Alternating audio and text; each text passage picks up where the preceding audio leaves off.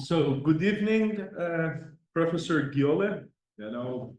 As you can see, we are going to start the second part of our seminar, And before I will do a small introduction of you. So today we have the honor of listening to Professor Gioele di Marcoberardino from the Università degli Studi di Brescia from Italy. Professor Gioele is Associate Professor of Energy and Environmental System at the Department of Mechanical and Industrial Engineering, University of Brescia, since November 2024. His research activities mainly focus on advanced system for energy conversion from fossil and renewable sources. In particular, he's been involved in national and European projects dealing with techno-economic assessment of energy conversion system, hydrogen production from biogas, and electricity generation from concentrated solar power plants. He has been author of over 25 papers published in peer-reviewed journals. So thank you, Professor Gioele, for accepting the invitation for doing the seminar today. Thank you for the invitation. Thank you very much. You're welcome.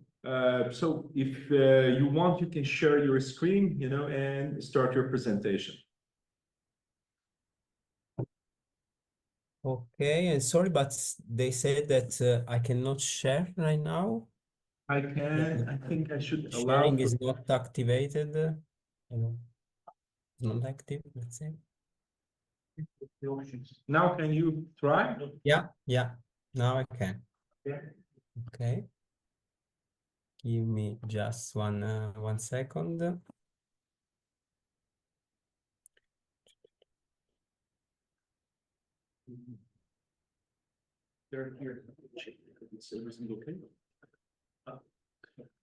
Okay. Perfect. Okay. Perfect. Now you can see my screen and the presentation, right? In presentation. Yes, perfect. Yeah, okay. Perfect. You can start. Perfect. Thank you. So thank you so much for the invitation. Thank you, Madi. Again, I'm Gioele Marcoberardino, an associate professor at University of Brescia in Italy. So as you know, University of Brescia is partner of the UNITA consortium together with your university. And today I will talk you about one of the possible, let's say, possible pathway to produce green hydrogen from biogas.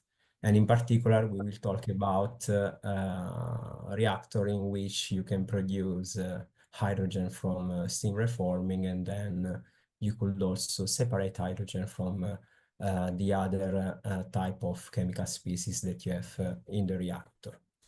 Before starting with the presentation, I want to give a very short overview of my research group at University of Brescia. As already Madi said, we are in the Department of Mechanical and Industrial Engineering. And our research group is called Energy Technology Group because our, let's say, main activity is the techno-economic analysis of conventional or advanced system that can work with fossil or renewable sources. We have, let's say, 4 research areas. The first one, okay, is the modeling of traditional or advanced power cycle from fossil fuel renewables. In this case, we can work on a detail of a certain component of the power plant, or we could give a techno-economic evaluation of the overall power plant. In the last period, as a research group, we were involved in 2 different European projects, the Scarabeus and the desalination. that are related to the production of electricity from concentrated solar power plant with closed gas cycles such as supercritical CO2 cycle. And also we are involved in another project that is a doctoral network project called Top CSP in the same, let's say, in the same field. The other important research area in our research group is green hydrogen. Not only from the point of view of production, but also from the point of view of utilization. So basically, we can even here simulate and perform technical economic analysis on hydrogen production system, especially from renewable energy sources, and also see some device that can exploit the green hydrogen. So, for example, we can model the system with fuel cell, both low temperature or high temperature fuel cell. In this area, we are involved in right now in the Macbeth project, in which we are working on the topic of the seminar of today, that is hydrogen production from biogas. In another research area that is very linked to the first one, we have also some experimental activity. So in the Department of Mechanical and Industrial Engineering, we have also a laboratory, the Fluid Test Lab, and in this lab we could do experimental investigation of pure fluids or mixture thermal stability. So the idea is that we want to understand which is the maximum temperature in which a certain working fluid can operate. So in this way, we can increase the temperature of a certain closed power cycle, such as organic Rankine cycle or Joule-Brayton cycle or other type of cycle. And in this case, we could try to, let's say, to say which is the limit of the efficiency that we can have in a certain power cycle reaching medium or high temperature. And the last research area is related to sustainable mobility. So one of the professors in my group, not me, can work on electric vehicles, so system in which you have not only electric vehicles, so just batteries, but engine with batteries, but even also powertrain in which you have fuel cell, battery, and so on. Or in another way, and this is also my one of my research topic, we can also study production of synthetic fuels, green fuels, as we already said, hydrogen. So this is just to give you an overview of our research activity at University of Brescia of course, for my research group. Then moving to the focus of the seminar, I want to use this slide even to show a little bit my experience on the application of membrane reactor for hydrogen production. Starting from my PhD, I got the PhD at Politecnico di Milano, so another university close to Brescia in Milan, in which I was involved in some European project related to the microcogeneration system, in which you have the fuel processor that have to generate hydrogen from light gases. In that case was natural gas, the source was the natural gas, and then you can use hydrogen in a fuel cell to produce electricity and heat for domestic user. Then after the PhD, I was involved in the Bionico project, in which we saw the application of the hydrogen economy at medium scale. So the production of a system with a hydrogen production of 50 100 normal cubic meter per hour. So in this case, we are not looking at domestic user, but with this capacity, you can, for example, you can work for a fueling station, so you could fill at least 20, 30 car per day. Or, for example, you could use the hydrogen for some industrial application. For example, glass and steel industry needs a certain amount of hydrogen to produce glass and to produce, of course, steel. On the other way around, looking at large scale, if you want to produce hydrogen for chemicals or for ammonia production or some oil and gas purpose, you have to produce, you have to work with a system that produces hydrogen with a capacity higher than 100 normal cubic meter per hour. In this case, this is the goal of the Macbeth project. Why hydrogen is so important? Maybe you already know, so I will go very, very fast on these slides. But as you know, from from the net zero emission scenario, hydrogen as an energy vector will play a pivotal role. Hydrogen and hydrogen economy will play a pivotal role in the future. Because hydrogen has different benefits in the energy transition. So it can enable large-scale renewable integration, and also it can be used for power generation. Then it can be used for distributed energy. It can be used as an energy storage, as a buffer. And of course, looking at the end uses, it can decarbonize several sectors. So not only the transport sector, but also the heating in the buildings, or for example, heating in industry, in which electricity from PV cannot, let's say, cannot be used, or it can be, let's say, but cannot be used properly to produce heat for example, for industrial for thermal power for industry. As you know, right now, hydrogen is produced from fossil fuel mainly. So in the future, of course, if you want to improve the hydrogen economy, if you want to increase the hydrogen economy, and if you want to reduce the emission, the future is to produce hydrogen from renewable energy sources. Starting from this chart, this figure that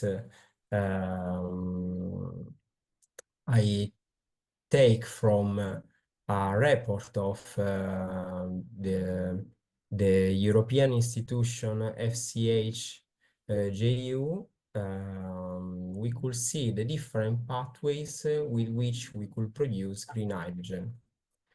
And of course, starting from solar thermal energy, we could produce hydrogen from a thermochemical cycle or thermolysis, from electricity. That is one of the most used pathways. You could produce hydrogen from electrolysis, but one of the ideas is also to try to convert biomass, or let's say, in this case, in my case, biogas, to produce hydrogen thanks to the steam reforming reactor. And today we will explore a little bit this field. How we can produce green hydrogen from the steam reforming of biogas. In the slide here, you could see the conventional system for producing hydrogen. And in this case, you have biogas that is produced by an anaerobic digester or landfill. And after, of course, a sulfur removal that is a problem for catalyst in several applications, and also, of course, in steam reforming.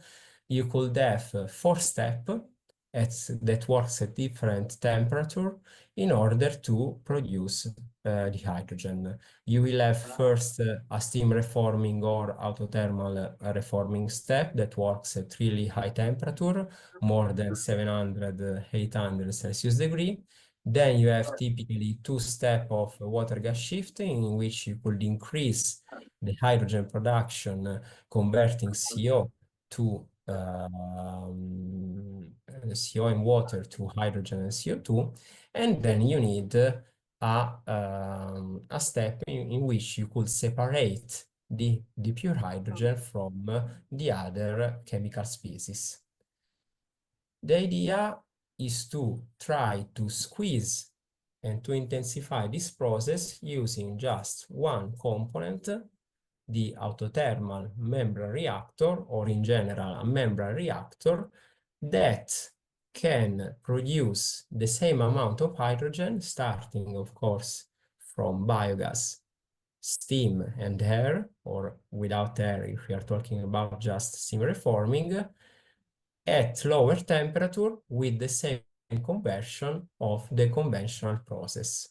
So the idea is that with just one component, we could have both reaction and separation. So in this way, from the membrane reactor, you will have one stream that is the stream of pure hydrogen, and the other stream is the retentate, so all the other chemical species that are not converted to hydrogen. Looking in more detail on the technology, on the left part of the slide, where is my pointer, where is also my pointer, you could see the section of a typical geometry of a membrane reactor.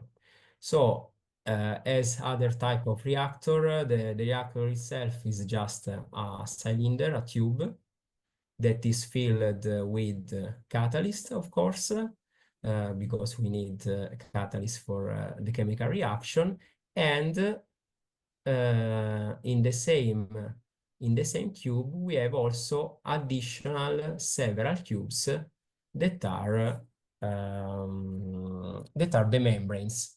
Okay, so basically here we have a section of a fluidized bed, because then in the next slides we will see that the typical one suggested application, and the one that I studied a lot in the last year, is the fluidized bed solution. We could have the feed from the bottom of the reactor, and when we talk about feed, we are saying the fuel, so biogas or other type of light gases. And then we have steam and air. The three chemical species, the chemical species will react inside the reactor thanks to the catalyst, and then we could have the separation of hydrogen thanks to the membrane that are inside the reactor. In the top part of the reactor, you could see the flanges.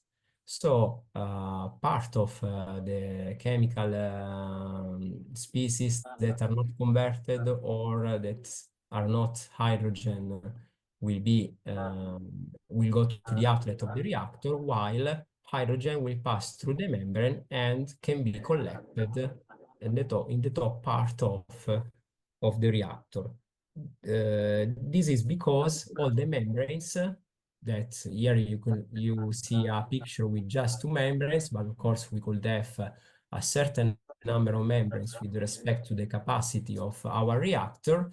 The membranes are connected together to the same flange.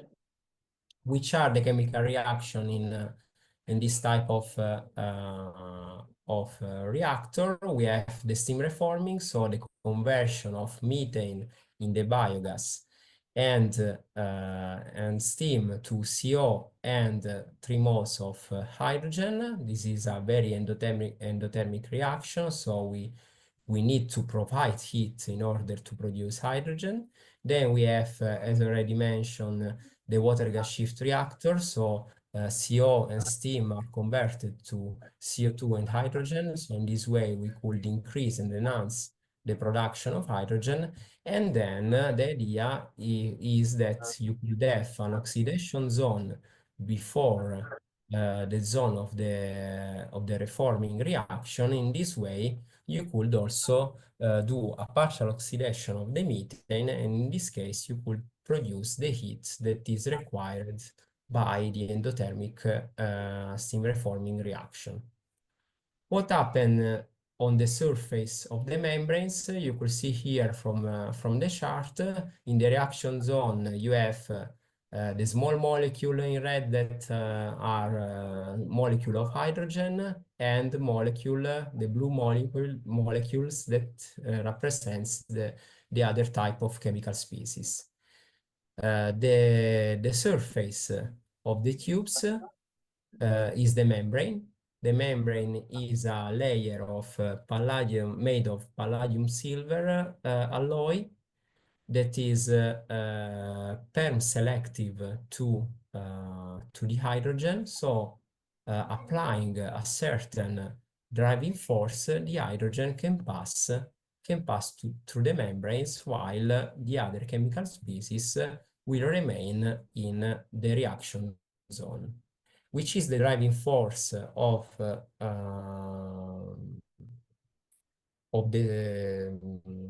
for the separation of hydrogen? The driving force is the difference of partial pressure between the reaction zone and the permeate zone. So typically, we have a reactor that works at medium pressure, some bars, while on the permeate zone, we can work at atmospheric condition, or we can also use some other components to reduce the pressure inside the tube. The benefit of using such system can be seen in the chart in the bottom part of the slide, in which you could see the methane conversion at different temperature of the reactor. And with the solid line, we have the trend of the methane conversion inside the reactor at different temperature for two different steam to carbon ratio. Steam to carbon means the amount of steam with respect to the amount of carbon that is present in the fuel. And with the dashed line, you could see the increase of methane conversion thanks to the separation of hydrogen, so thanks to the presence of the membrane. Basically, the presence of the membrane will help to increase the conversion, because we are removing the product from the from the steam reforming reaction, and in this way we are pushing the chemical reaction to the product. So we are increasing the conversion of the methane at the same temperature. Okay. On the right chart, we could see how this increase of the conversion can be seen from the point of view of the mass flow rate of hydrogen that is produced with respect to the mass flow rate of methane that is converted. So using the membrane, we could increase at the same operating temperature the amount of hydrogen that we are producing, but also then that we are separating in the same reactor. Which are the possible and typical configuration of a membrane reactor for producing hydrogen? We could have a fixed bed or fluidized bed. As already said you, in the picture here, you could see a fluidized bed because we have a distribution plate in the bottom part of the reactor, and all these, let's say, strange shapes, white shapes, represent different bubbles that are created in a fluidized bed.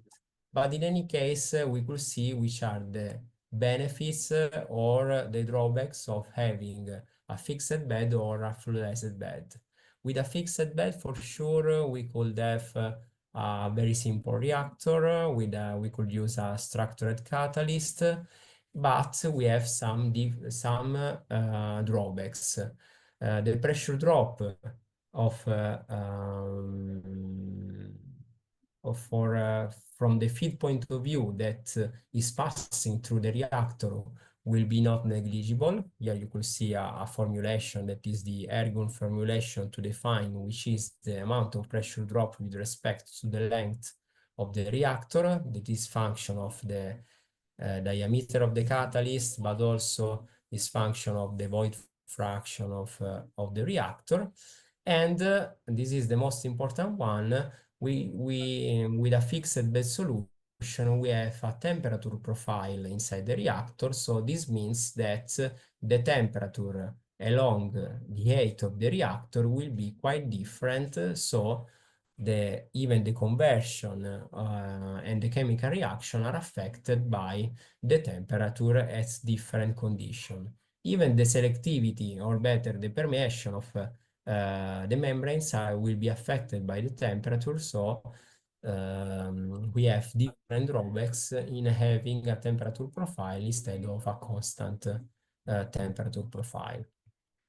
Part of this drawback can be overcome by the use of fluidized bed, because with the fluidized bed we could reduce the temperature the temperature gradients, we could improve the heat transfer, we could also reduce the pressure drop.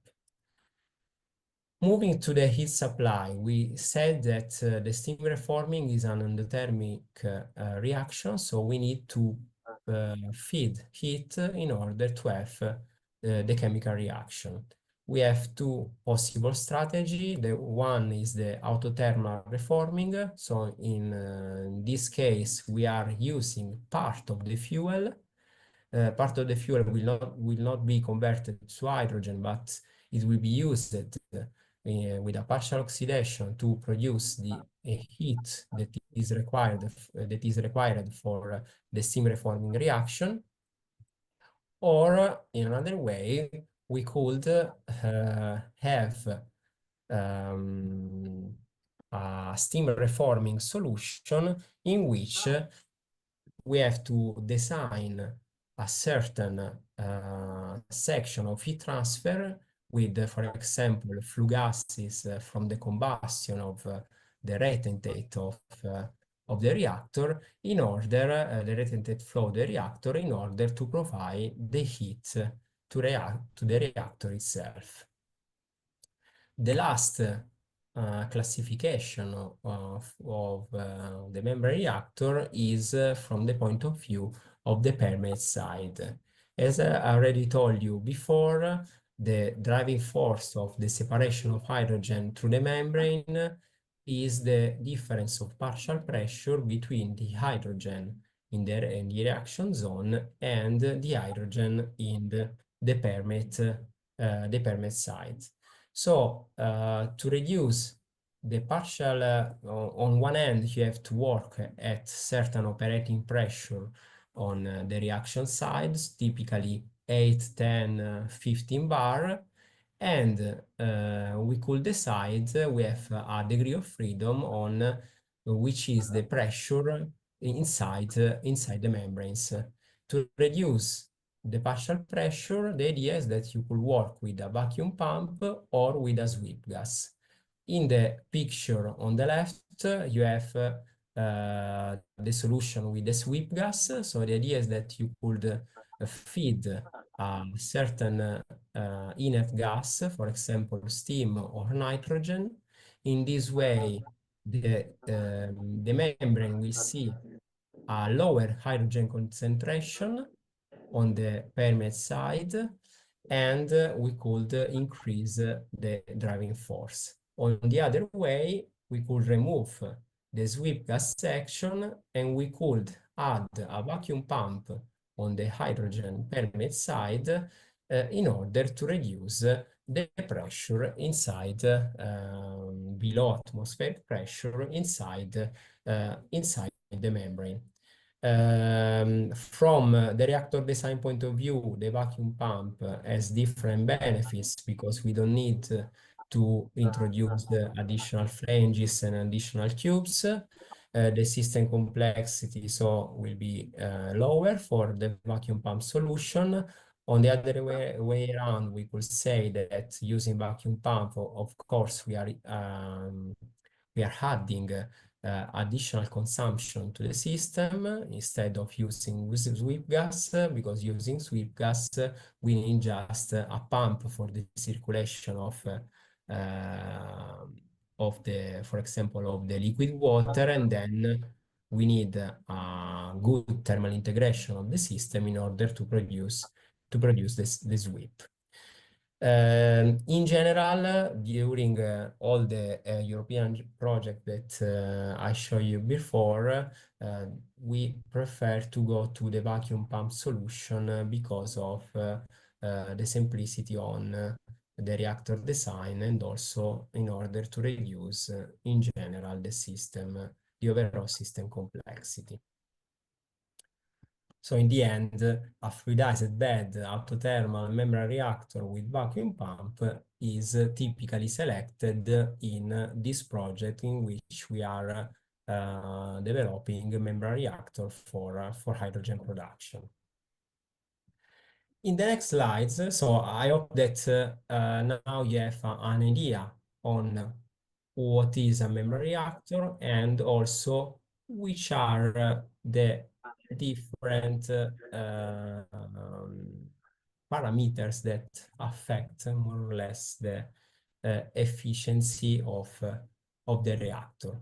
Now we will see better in detail which are the different issues that we had in the past to model not only the membrane reactor itself, but also to integrate the membrane reactor in an overall system in order to have an overall techno-economic evaluation of hydrogen production from raw biogas in let's say, a system of a certain capacity. To define the proper system layout and also to define the set of simulation for the modeling of this system, it is important to understand which is the reactor requirements, so which are the operating condition in which the reactor perform well, but also which is the operating condition of the inputs and the output of the reactor. So basically the feed, the retentate, and the hydrogen flow. And we should also understand which is the relation between the streams in order to understand how we should select all the components such as heat exchangers, compressor, or pumps that are needed in the overall system. Okay? Here, to introduce a little bit the procedure of making the system, and also the procedure on how we made the system simulation, I introduced a table with some results of the typical stream as input and output of the reactor. So I write in the table the stream 3, 4, and 5 and 6, sorry, that represents which the stream 3 represents the feed.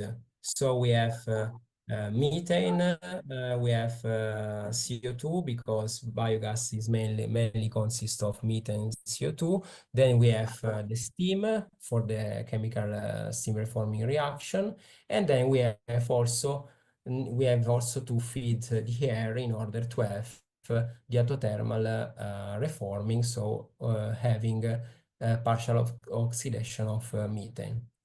Then Stream 4 represents the composition and the operating condition of the retentate. So we have a certain composition of the retentate in which we have again methane, a converted methane. We have a little bit of hydrogen that is not separated. We have CO, and we have also some inert. With stream 6, we are representing typical hydrogen production, a hydrogen flow rate in which you have pure hydrogen at the same operating temperature of the reactor. So a typical operating temperature for the reactor is 500 Celsius degree, while here you could see that for this simulation, the operating pressure of the reactor is 12 bar from the point of view of the reactor, and 0.1 bar is the pressure inside the membrane thanks to the use of vacuum pump. So when you want to approach to and to integrate a membrane reactor in an overall system, you have to answer to several questions. I will start with this animation in order to introduce which are the questions, and also to try to show you which is the relation between the different streams. So starting from the feed, we have to put together biogas, steam, and air.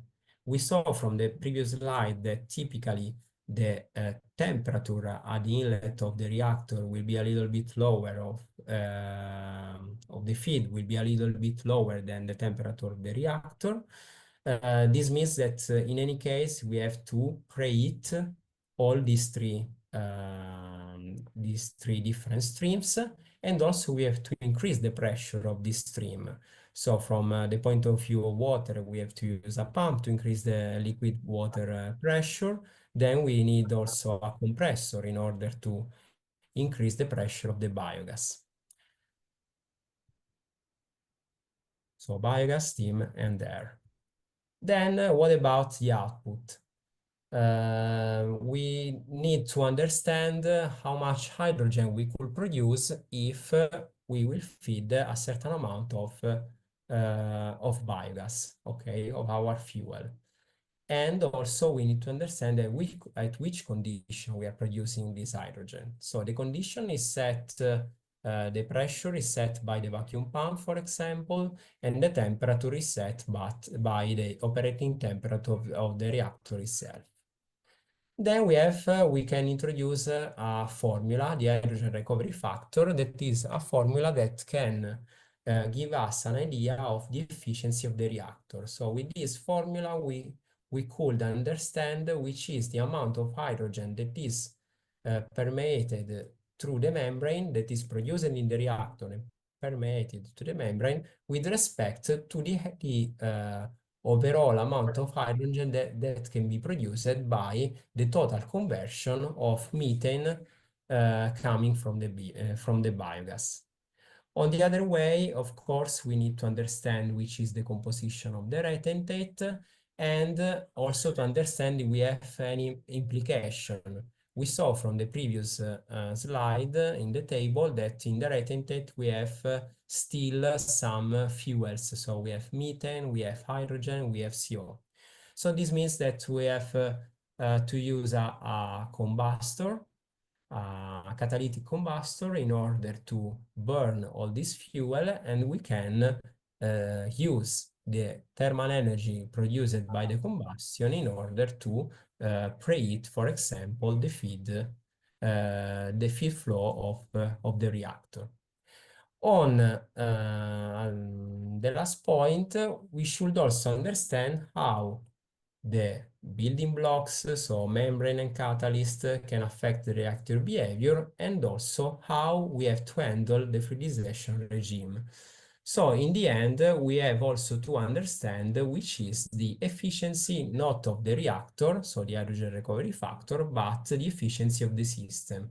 Because the efficiency of the system, taking into account the hydrogen produced with respect to the biogas consumption, but also all the auxiliary consumption that we have in the overall system.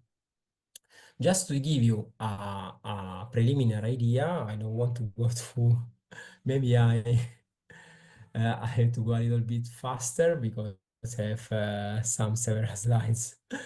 But just to give you an idea and also to close a little bit this first analysis, moving to some results.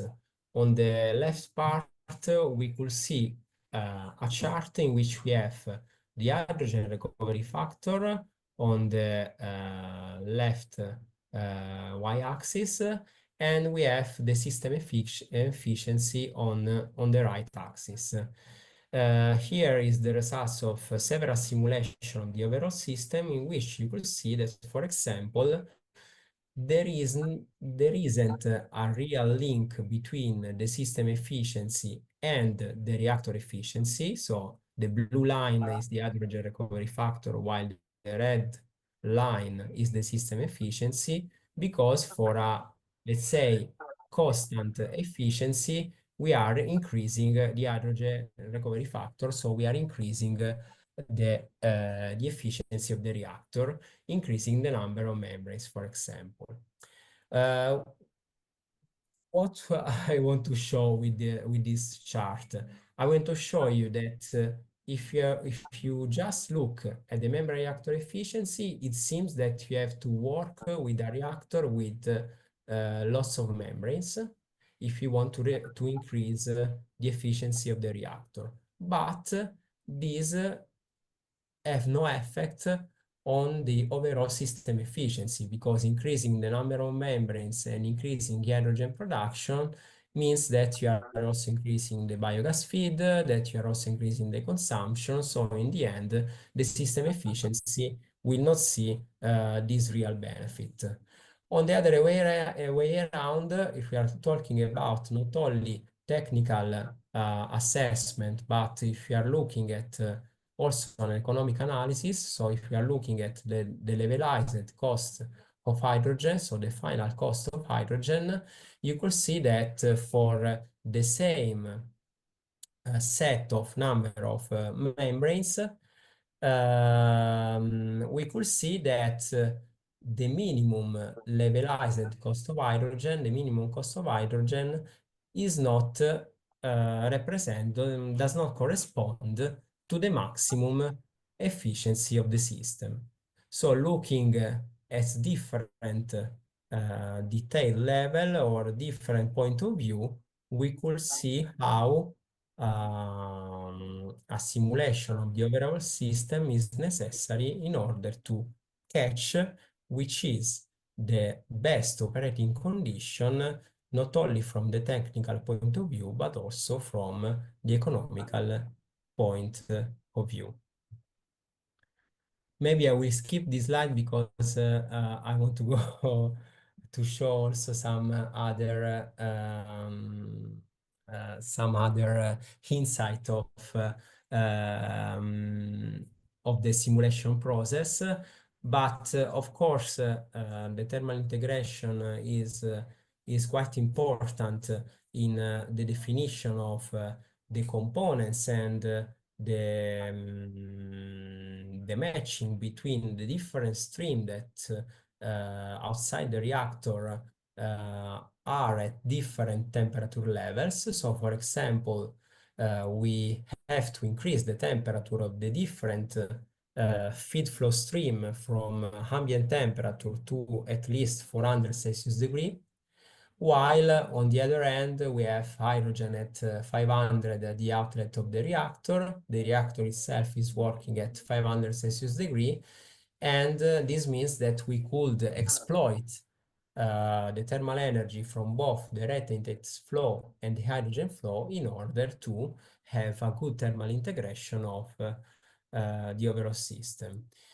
From a pinch analysis that can be performed by some software such as the Aspen tools or from some user-defined solution, we could understand which is the best matching between the different stream and between the different temperature level in order to create the heat exchanger arrangement in our overall system. So this is an example, but I will not go into detail too much. And in the end, moving to the overall system, and then we will show you the methodology and some results. Here you could find an overall system layout for a small-scale biogas autothermal reforming. The capacity was set to 100 kilo of hydrogen per day. And looking, for example, in this slide, we have two different layouts that can work properly to produce the same amount of hydrogen. We discussed a little bit in detail the operating condition and the configuration of the reactor, but as you can see from this picture, the reactor is just one of the components of the system. Then in the system itself here, you could see the different stream starting from the feed stream, so the biogas, the air, and also the water, and the different heat exchanger or fluid machines such as compressor and pumps that are needed in order to set and to feed the proper amount of feed at the proper operating condition to the membrane reactor, and also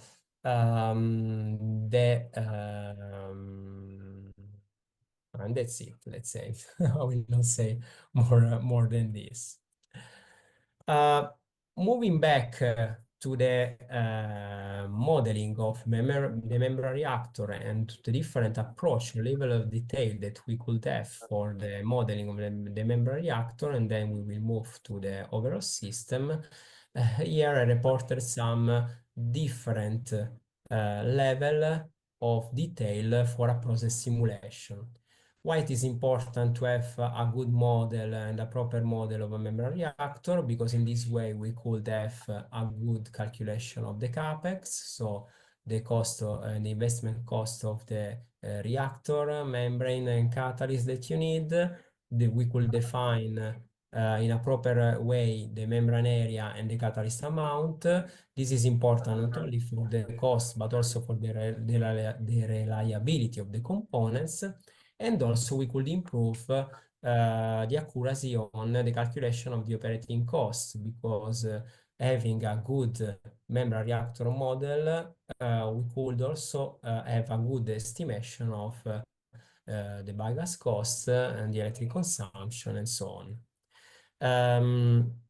I will skip a little bit these slides because we are going very, very long, I guess. The idea is that typically we use the Aspen tool to have a technical assessment of our system. So we are using a process simulation software.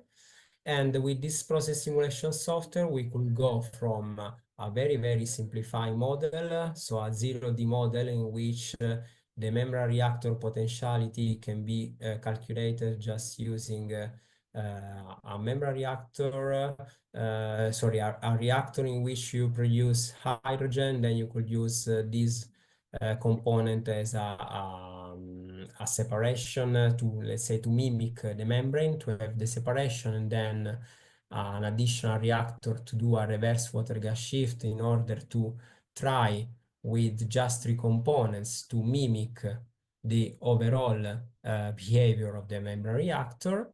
Then you could go to a 1D simplified model in which we have different, let's say you could discretize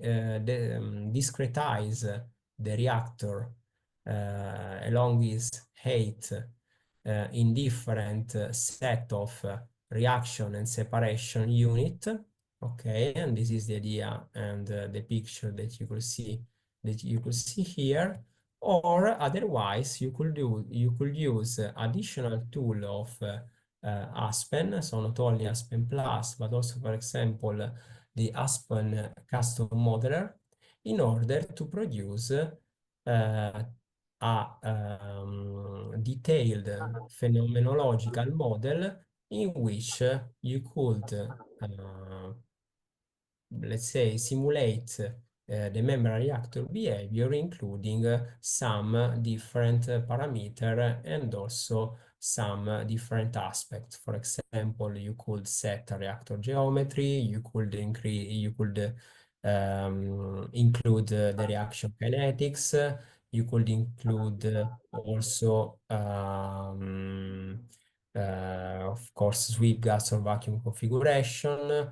You have the emulsion phase and the gas phase, because we are talking about fluidization regime. You could use you could put also the wake description and other type of mathematical formulation in order to try to mimic the best as you can the real behavior of a membrane reactor.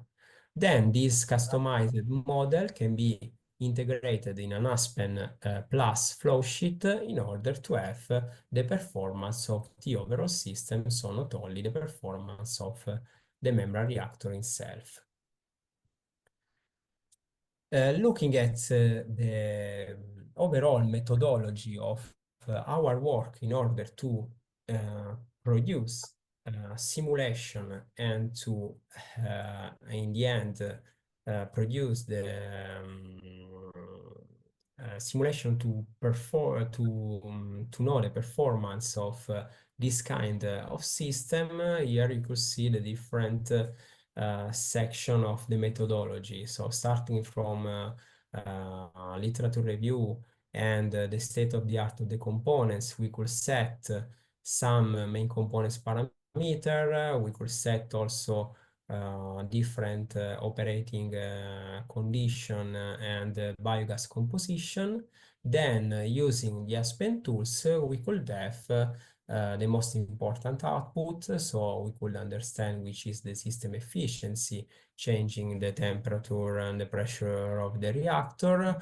We could understand which is the consumption of the auxiliaries, which is the operating condition, and also the flow rate of all the stream.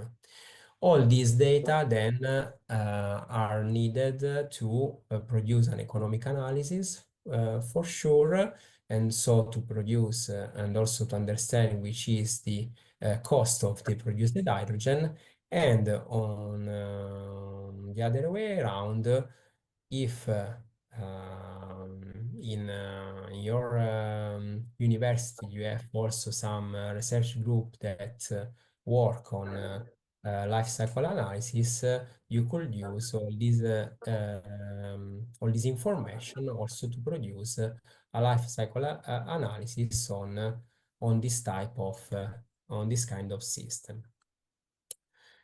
In order to produce an overall techno-economic evaluation, here I reported in the table some key performance indicator both for the reactor level and the system level. Basically, we want to understand how the reactor is working at different operating condition and different geometry, or at different with different number of membranes or amount of catalyst. And so we could understand which is the methane conversion, or in general the biogas conversion, which is the yield and the selectivity to hydrogen production.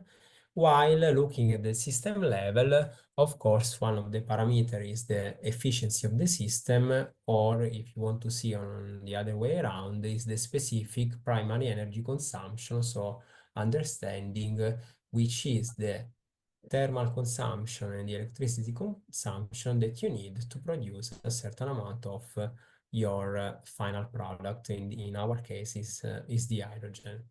Then I also already discussed a little bit about the greenhouse gas emission. So basically, you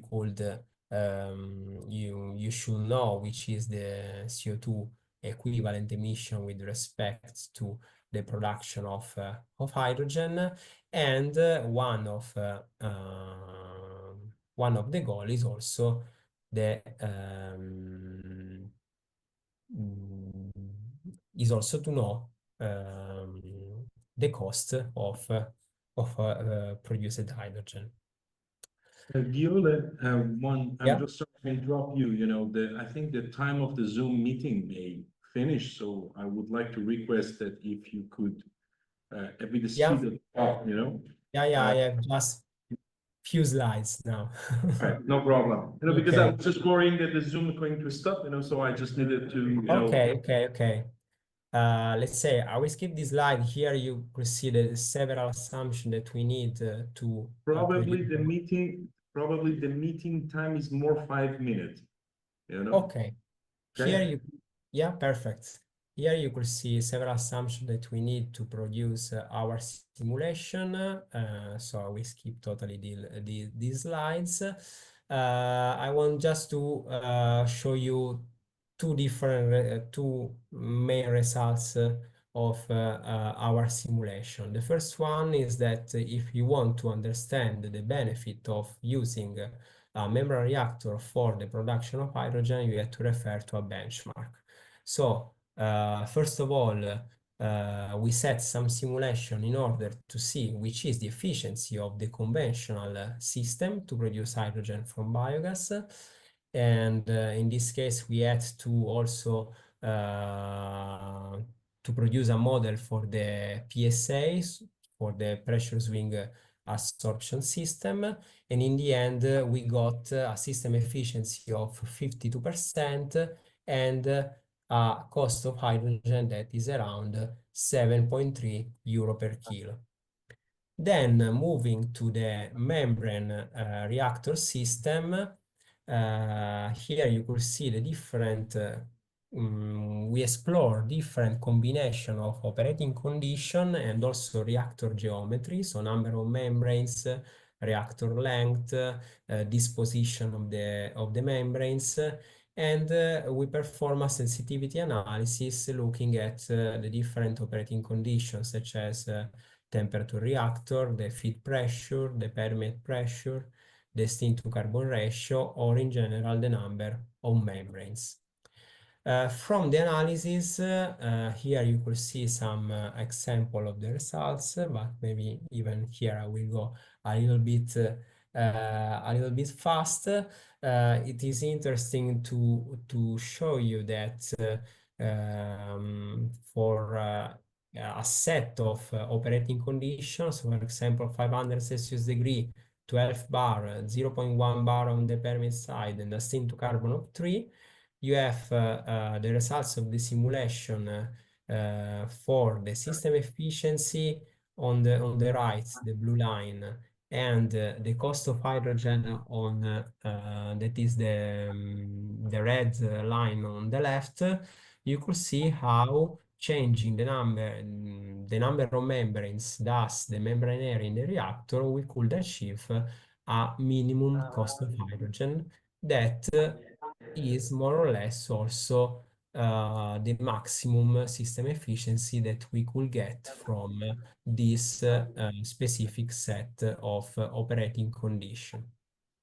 So just remembering the previous slide in which we set the benchmark.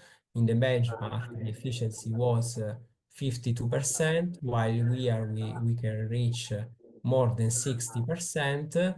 The cost of hydrogen was 7.3 euro per kilo, while with a membrane reactor system, we could reduce the cost of hydrogen to, for example, 6.6 euro per kilo. On the right part of the slide, you could see several simulations at different operating pressure, but I will not go into detail. I just want to show you this last slide in which the cost of hydrogen is the final cost of hydrogen is compared to the cost of the range of green hydrogen cost from several technology. So it seems that producing hydrogen from raw biogas with a membrane reactor system is in a good range and could be, let's say, comparable to other type of technology. On this last slide, you have also the additional extra cost if you want, sorry, the green one, if you want also to increase the pressure of the produced hydrogen to 700 bar in order to, for example, use the hydrogen in a refueling station. And with the last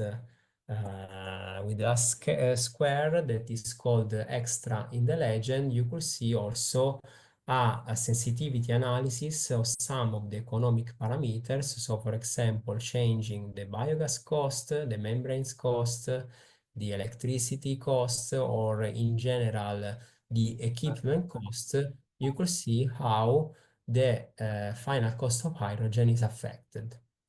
So, of course, with a big uncertainty on all these different items in the economic analysis, you could get also an hydrogen cost that is 20 euro per kilo, but this is a very this is a results with a very big uncertainty, while looking at the cost, the minimum cost of hydrogen that we were able to find with different simulation, you could see that we achieve more or less 6.6 euro per kilo of hydrogen that, as already saw, as already said, is comparable to other type of technology that produce green hydrogen. With this slide, I completed my talk, my speech. So I want to thank you again, Madi, for the invitation. Here you could see my mail account if you want to, if you have a question, or if you are interested in this type of simulation, or if you want to have some or if you have some idea on the other research area that I also show you at the beginning of the talk, please feel free to write me an email. Thank you so much, Gioele. So let's thank Gioele for his presentation.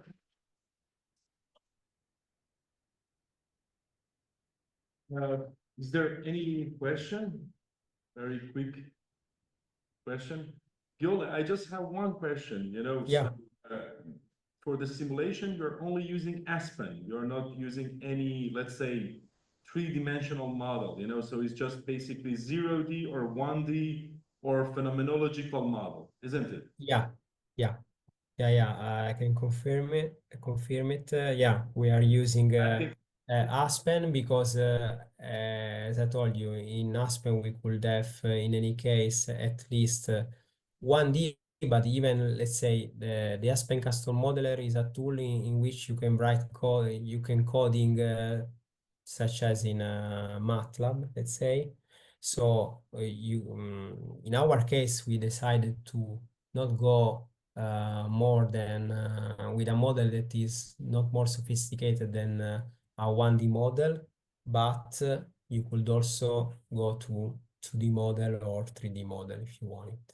I think that's the area that probably we can do some collaboration, the modeling, the fluid aspect, methanol steam reforming, because methane steam reforming, because I have been working on methanol steam reforming reactor, membrane reactor.